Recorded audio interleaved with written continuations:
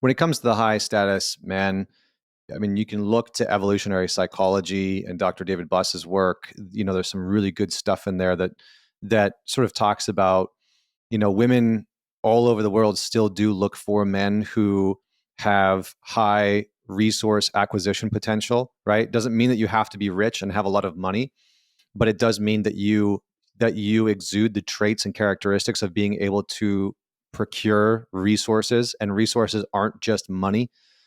Resources can also be social network. I think this is something that a lot of guys miss. If you are a guy that has money, but the five closest friends that you hang out with are fucking train wrecks, that is going to diminish your value as a man, because a woman is going to look at you and be like, why are you surrounding yourself with these shitheads? Right? Like, that is going to diminish you in her perspective, because women know a few things about men. Not everything for sure. We're definitely an enigma to most women, but they know a couple of things about men. They know that it is hard for men to get along. It's challenging for men to really build meaningful bonds and relationships. And so, if you have a core group of guys that you're really close with, and those guys are also high quality men, that is an immediate signal to that woman that you are of high status, that you're able to do a couple very simple things that women look for. Number one, you must have some type of conflict resolution skills. Number two, you must have some level of social aptitude, because you're actually able to keep and maintain these male friendships with these other men that are, that are effective or proficient in some capacity, right? And number three, it elevates your status by proxy, right? If you're hanging out with other guys that are doing well in life, they are maintaining, good, successful relationships. It's a signal to that woman that you've also been vetted by other men, and that you've also been vetted by other men's partners. And so there's this social dynamic that starts to emerge. So it's not just about how much money can you make. That gets focused on so much. And I think, unfortunately, it leads a lot of young men to believe that their only worth is in their net worth. And then what ends up happening is that they attract the gold diggers that they don't like in the first place, right? Because all that they're focused in on is, I got to make the most money, I got to make the most money, I got to make the most money, versus I want to become somebody who has high value regardless of my net worth. And those are two different things. And what I see a lot of guys falling into is, they get fixated on building a business or a career where they're making lots of money, and then the women that they're attracting are not the quality or the caliber that they want, because they are, the women that are just beautiful on the outside and only care really about how much security and financial stability you can provide, which is not what most men want, right? Most men are wanting some type of depth within the relationship. So I think that's a big piece of high value.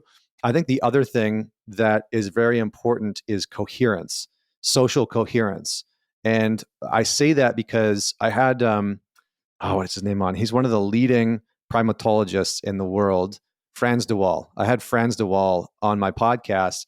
He's one of the leading researchers of primatology of primates, and where a lot of these like red pill alpha guys get their content from, but they've misinterpreted some of his content and research around alpha males, specifically within chimpanzee culture.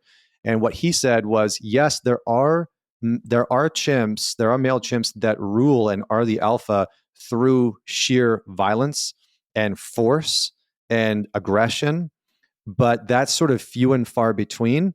And a couple of things about that. Number one, they don't last as long as the other alphas, which I'm going to talk about in a second. There's a lot more instability. They have to rule through fear, and they usually have an unfortunate demise, right? Like, they get some other chimp comes up, that is stronger and younger, and ends up just like tearing him apart, essentially. And in the real world, what some of the red pill content is encouraging is you have to have this hyper rigid frame that you never step out of, and you have to sort of become someone that you might not actually be.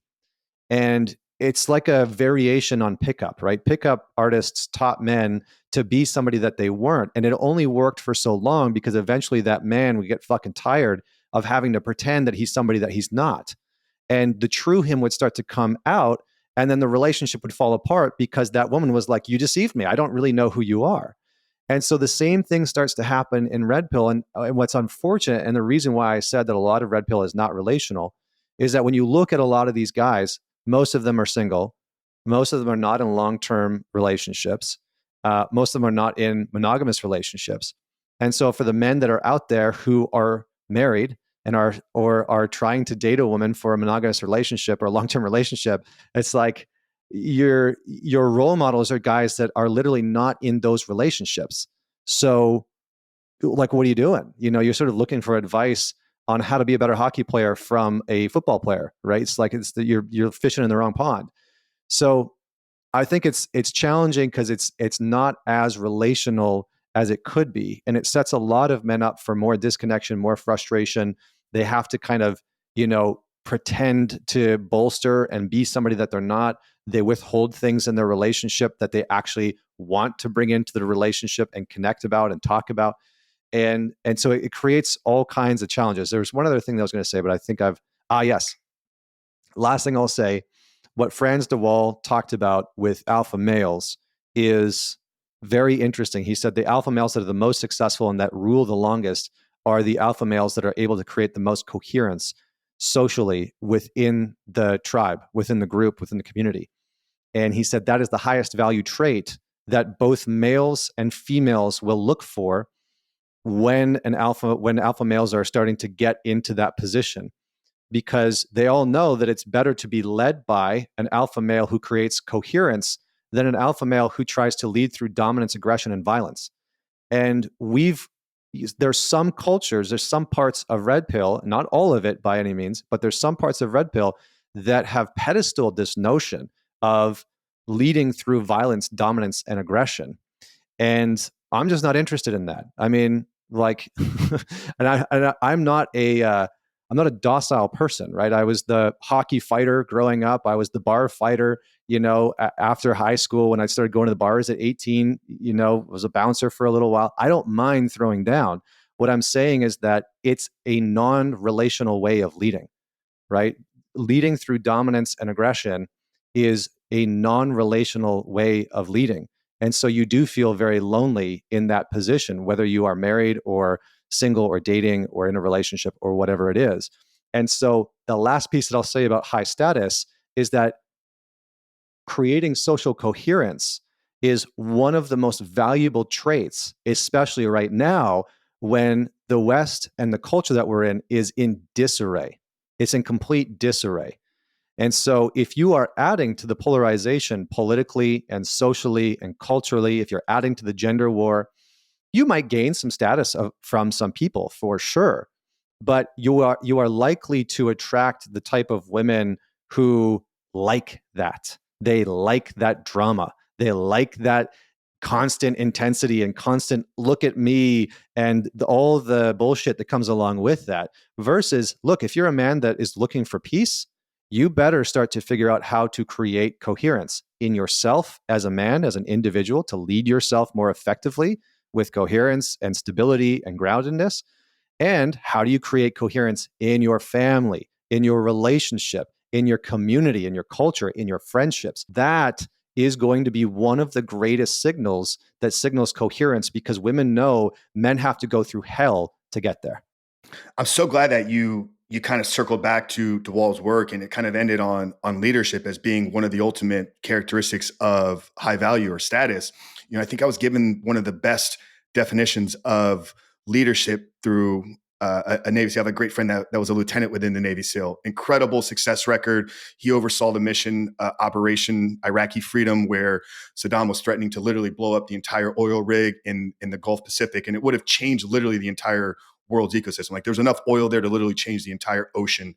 And he went in 100% success rate. They were anticipating to lose about 50% of their team that was going in, and they walked in 100% success rate within minutes. They had conquered the entire rig, ended up changing the entire dynamic of that war. Post his career, he built an organization called SEAL Team Leadership, where he goes into Fortune 100, Fortune 500 companies, and he helps the organization effectively lead better. And he defines leadership in the most simplistic term, and it's the ability to coordinate action to a shared vision.